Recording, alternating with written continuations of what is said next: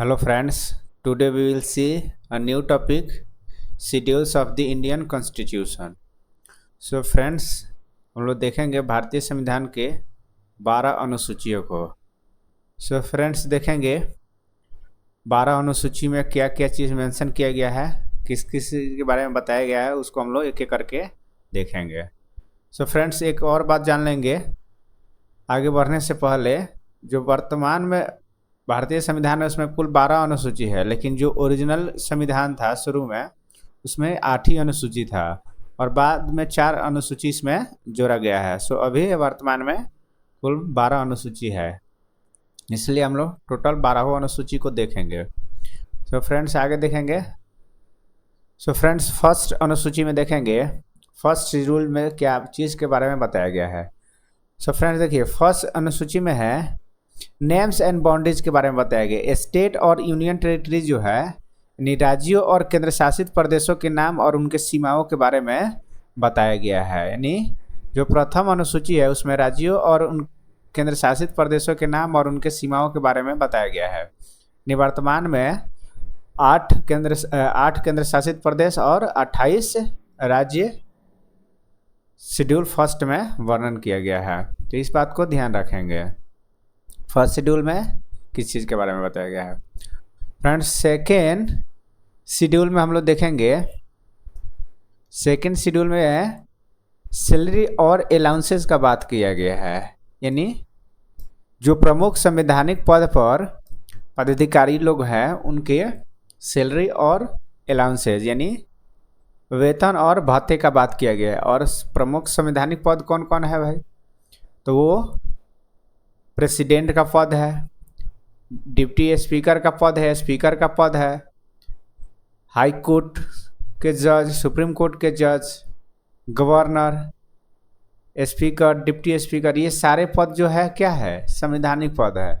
और ये सब पर जो भी लोग बैठे हैं उनके सैलरी कितना मिलेगा, उनका भत्ता कितना मिलेगा, ये सब के बारे में बताया गया है शेड्यूल सेकेंड में। तो शेड्यूल सेकेंड में याद रखेंगे कि सैलरी और अलाउंसेस का बात किया गया है। और फ्रेंड्स आगे देखेंगे थर्ड शेड्यूल में। तो थर्ड शेड्यूल में क्या है, तो जो संवैधानिक पद पर बैठे हैं उनके शपथ ग्रहण और घोषणा पत्र के बारे में बताया गया है। यानी जैसे जितने भी यूनियन और स्टेट मिनिस्टर है ना, उनके शपथ ग्रहण के बारे में बताया गया है ना। उसके बाद हाई कोर्ट, सुप्रीम कोर्ट के जज के भी शपथ ग्रहण के बारे में बताया गया है।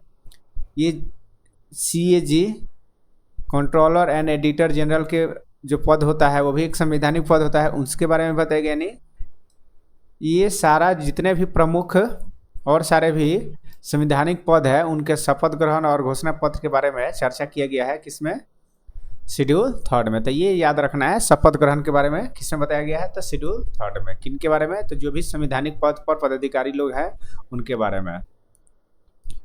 अब देखिए शेड्यूल फोर्थ में किस चीज़ के बारे में वर्णन किया गया, तो शेड्यूल फोर्थ में ना राज्यसभा में किस स्टेट का कितना सीट होगा उसके बारे में चर्चा किया गया है। इस याद रखना है कि राज्यों और केंद्र शासित प्रदेशों के लिए राज्यसभा में कितना सीट होगा उसका बंटवारा किया गया है।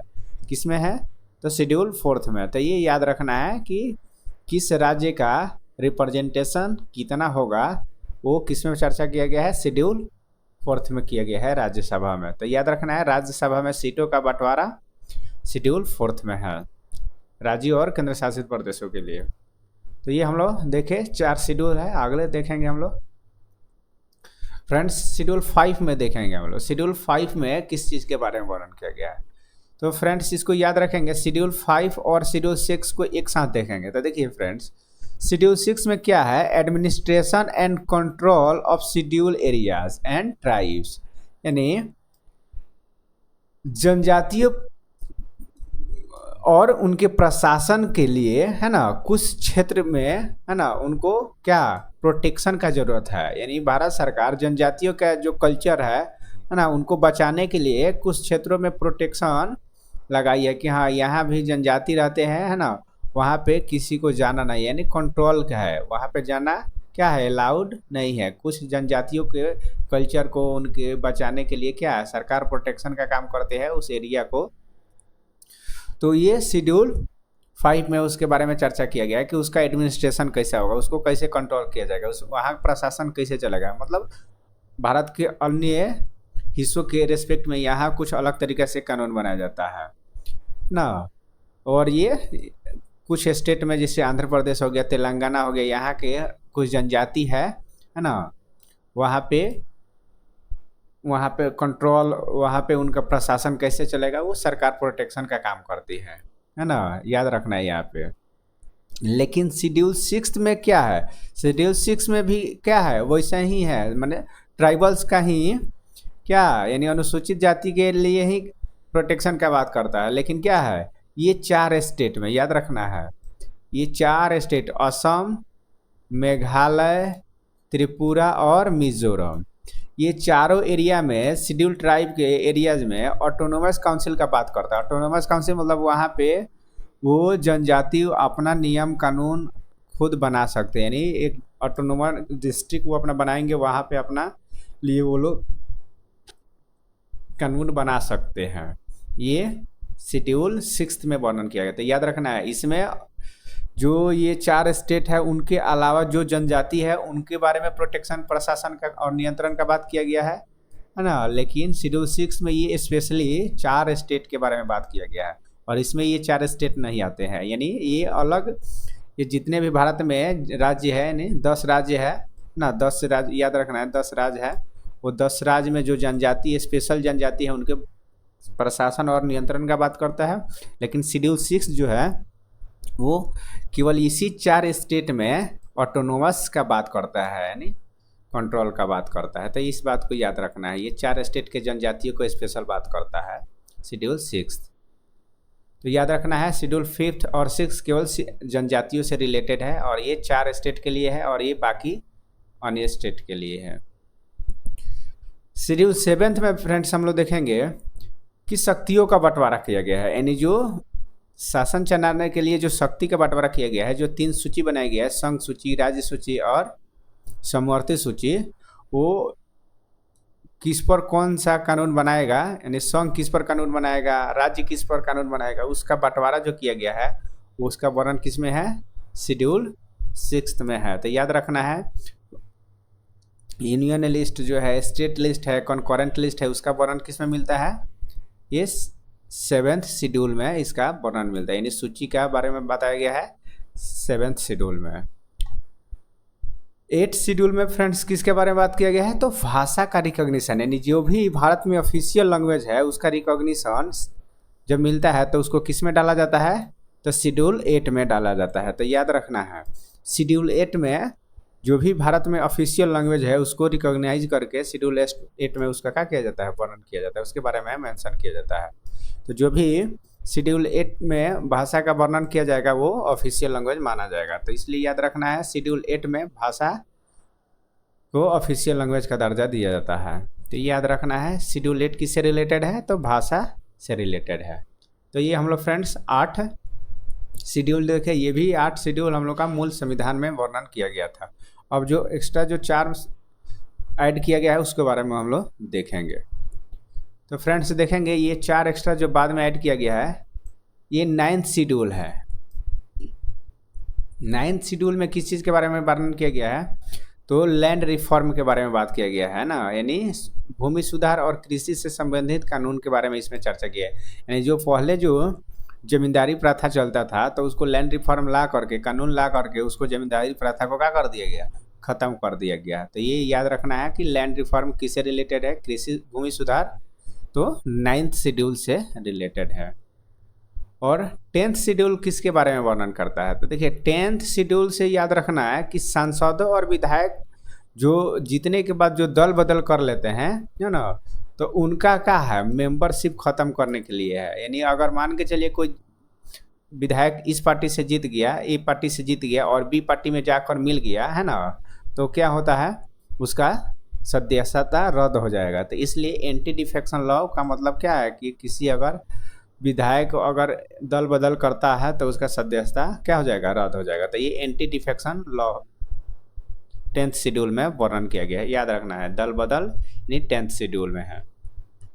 उसके बाद 11th शेड्यूल में क्या है फ्रेंड्स, 11th शेड्यूल में याद रखना है कि जो पंचायती राज है, यानी राज्य में एक पंचायती राज का गठन करना होगा, है ना। जो अभी मुखिया, सरपंच, वार्ड का जो चुनाव होता है ये पंचायती राज बॉडी के तहत होता है। तो ये जो पंचायती राज का गठन हुआ है किस शेड्यूल में वर्णन है उसके बारे में, तो शेड्यूल 11th में इसका वर्णन है, यानी 11वीं अनुसूची में इसका वर्णन किया गया। तो याद रखना है पंचायती राज जो संस्था है उससे जुड़ी हुई जो भी प्रावधान है वो सब किस में वर्णन है, तो शेड्यूल 11th में इसके बारे में वर्णन किया गया है। फ्रेंड्स आगे देखेंगे जो शेड्यूल 12th है उसमें किसके बारे में है, तो म्यूनिसिपैलिटीज़ के बारे में वर्णन किया, यानी नगर पालिका और शहरी जो प्रशासन है उसके बारे में वर्णन किया गया। देखिएगा नगर पालिका के तहत ये सब काम होता है, रोड का सफाई होता है, नाला का सफाई होता है, तो ये सब क्या है, ये म्यूनिसिपैलिटी की वजह से ही हो रहा है। यानी शहर में शासन प्रशासन कैसे चलेगा, जो वहाँ पे चुनाव होता है चेयरमैन का, वो सब किसके तहत होता है, वो तो सब म्यूनिसिपैलिटीज और अर्बन गवर्नेंस के तहत होता है। तो ये शेड्यूल 12th में वर्णन किया गया है नगर पालिका के बारे में। तो ये फ्रेंड्स हम लोग देखें जो भारतीय संविधान में 12वां अनुसूची है और उनमें क्या क्या चीज़ के बारे में वर्णन किया गया है। तो फ्रेंड्स ये सब चीज़ याद रखेंगे, इसको एक बार हम लोग शॉर्ट रिवीजन कर लेते हैं। देखिए फ्रेंड्स, तो ये इजी याद रखने के लिए क्या ट्रिक है, इजी से याद रखेंगे। तो फर्स्ट शेड्यूल में क्या है, स्टेट और यूनियन टेरिटरीज के नेम और बाउंड्री के बारे में चर्चा किया गया है। और सेकेंड में सैलरी, यानी जो प्रमुख संवैधानिक पद पर जो अधिकारी लोग हैं उनके सैलरी की बात किया गया है। और थर्ड में किसके बारे में तो उनके जो भी संवैधानिक पद पर अधिकारी है लोग उनके, और मिनिस्टर्स जो है स्टेट और यूनियन जितने भी मिनिस्टर्स है लोग वो सब लोग के बारे में क्या, ओथ के बारे में, शपथ ग्रहण के बारे में चर्चा किया गया है। और जो फोर्थ है उसमें राज्यसभा में सीटों का जो बंटवारा होगा फ्रेंड्स उसके बारे में चर्चा किया गया है ना, कि किस राज्य और किस केंद्र शासित प्रदेश को कितने राज्यसभा में सीट होंगे, वो सब चर्चा किया गया है शेड्यूल 4th में। और शेड्यूल 5 और 6 में ट्राइब्स एरियाज के बारे में चर्चा किया गया था। तो याद रखना है शेड्यूल 5 में भारत के अन्य राज्यों को शेड्यूल के बारे में बात किया गया है। और शेड्यूल जो 6 है वो 4 स्टेट के बारे में, असम, मेघालय, त्रिपुरा और मिजोरम, ये चीज़ याद रखना है फ्रेंड्स। और लिस्ट जो 7 है उसमें क्या है, जो शेड्यूल 7 है उसमें लिस्ट के बारे में बात किया गया, लिस्ट ऑफ पावर, यानी जो 3 प्रकार का लिस्ट होता है, यूनियन लिस्ट, स्टेट लिस्ट और कॉन्करेंट लिस्ट, उसके बारे में चर्चा किया गया है, यानी शक्तियों का बंटवारा किया गया है किसमें, तो 7th में याद रखना है।